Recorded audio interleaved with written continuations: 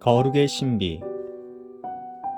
너희는 하나님으로부터 나서 그리스도 예수 안에 있고 예수는 하나님으로부터 나와서 우리에게 지혜와 의로움과 거룩함과 구원함이 되셨으니. 고린도전서 1장 30절. 거룩의 신비는 예수 그리스도의 완전함이 내게 부여되었다라는 사실입니다. 거룩은 점진적으로 되는 것이 아니라 예수 그리스도께서 나에게 거룩이 되셨다라는 사실을 믿음으로 깨닫는 순간에 즉시 되는 것입니다. 성화는 예수님의 거룩이 나의 삶을 통해 드러나는 것입니다. 거룩한 삶의 경이로운 비밀은 예수님을 모방하는 것이 아니라 예수님의 완전함이 나의 부패한 육체를 통해 나타나는 것입니다. 거룩은 곧 우리 안에 계신 그리스도이며 예수님의 놀라운 생명입니다. 이 생명은 하나님의 은혜의 주권적인 선물인데 믿음을 통해 우리에게 전달됩니다. 예수님의 생명이 하나님의 말씀을 통해 나타났듯이 성화가 당신의 삶을 통해 실제로 드러나도록 당신이 허락하겠습니까? 거룩은 예수 그리스도의 거룩한 품성을 부여받은 것입니다. 주님의 인내, 사랑, 거룩, 믿음, 순결, 경건 등의 모든 품성들이 정결하게 된 영혼의 내면 안에 부여되어 그 영혼을 통해 외부로 드러납니다. 거룩이란 주님께로부터 거룩하게 될 수 있는 능력을 얻어내는 것이 아니라 주님 안에서 나타났던 거룩을 주님께로부터 받아내는 것입니다. 따라서 거룩은 부여받는 것이지 모방하는 것이 아닙니다. 모방은 거룩과는 전혀 다른 선상에 있습니다. 예수 그리스도 안에서는 모든 것이 완전합니다. 거룩의 신비는 예수님의 모든 완전하심이 내게 주어졌다라는 것입니다.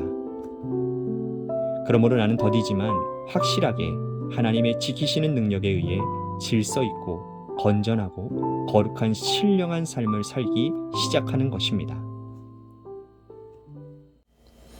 주님은 나의 최고봉 새벽 묵상, 오늘은 9월 2일 거룩의 신비라는 제목으로 말씀을 나눠보도록 하겠습니다. 오늘 묵상의 제목은요, 거룩의 신비입니다. 어제 묵상에서 거룩이 무엇인가를 보았죠.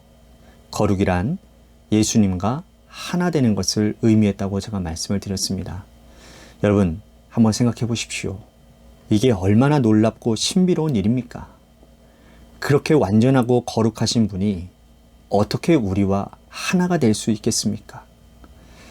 어떻게 온 우주의 주인이 되시고 창조주이신 분이 우리 안에 내재할 수 있단 말입니까? 결코 이것은 이해될 수 없는 신비입니다. 챔버스는요, 오늘 묵상을 시작하면서 거룩의 신비는 예수 그리스도의 완전함이 내게 부여됐다라는 사실이라고 말을 하고 있습니다. 어제 묵상에서 나눈 대로 주님이 내 안에 임재하시니 내가 거룩해지는 것입니다. 이건 어떤 노력이나 열심을 통해 이루어지는 것이 아니에요. 그래서 챔버스는 거룩이 점진적으로 되어지는 것이 아니라 예수 그리스도께서 나에게 거룩이 되셨다라는 사실을 믿음으로 깨닫는 순간 그 즉시 되는 것이라고 말을 합니다. 그렇습니다. 우리가 주님을 믿는 순간 우리는 거룩한 존재가 됩니다. 주님이 내 안에 계시기에 나는 신분 자체가 완전히 바뀌어지게 되는 것이죠. 본질상 진노의 자녀이고 더럽고 추한 그 죄인에서 하나님의 자녀로, 하나님 나라 백성으로 완전히 바뀌어지는 것입니다. 신분의 변화가 어떻게 점진적으로 이루어질 수 있겠습니까? 이건 단번에 즉시 되는 겁니다. 그렇다고 해서 그것이 끝은 아니지요. 하나님의 자녀가 되었고 하나님 나라의 백성이 되었으니 이제 우리의 성품이 주님을 닮아가야 합니다. 그것은 신학적인 용어로 성화라고 얘기를 합니다. 챔버스는 성화에 대해서 예수님의 거룩이 나의 삶을 통해서 드러나는 것이라고 말을 해요. 예수 믿기 전에 내 모습은 이기적이고 정욕적이고 세상적이었습니다. 그런 내 모습이 주님을 내 안에 모심으로 점점 주님의 모습으로 변화되어 가는 그 변화되어 가지는 모습 가운데서 주님의 거룩이 드러나게 된다는 것이에요. 챔버스는 거룩의 삶의 경이로운 비밀은 예수님을 모방하는 것이 아니라 예수님의 완전함이 나의 부패한 육체를 통해 나타나는 것이라고 말을 합니다. 그러면서 거룩은 곧 우리 안에 계신 그리스도이며 예수님의 놀라운 생명이라고 말을 합니다. 계속해서 드리는 말씀이지만 거룩은 내 노력의 산실이 아닙니다. 거룩은 주님 그 자체이십니다. 주님 자체인 거예요. 그리고 그 거룩하신 주님이 내 안에 임재하시기에 나도 거룩한 존재가 되는 것입니다. 그리고 그렇게 거룩하게 된 존재가 나는 날마다 죽고 내 안에 계신 주님이 사심으로 인해 주님을 닮아가는 거예요. 그러니까 거룩의 출발점은 믿음입니다. 믿음. 주님이 나를 사랑하신다라는 믿는 믿음, 나를 사랑하신 주님이 이 땅에 오셔서 내 죄의 문제를 해결해 주셨다라는 것을 믿는 믿음, 그 주님이 내 안에 임재하셔서 내 삶의 주인이 되어 주셔서 그분을 믿는 믿음, 이 믿음이 거룩의 시작인 것입니다. 챔버스는 이 부분에 대해서 이렇게 말을 합니다. 이 생명은 하나님의 은혜의 주권적인 선물인데 믿음을 통해 우리에게 전달되어진다고 말입니다. 그러면서 이렇게 질문을 합니다.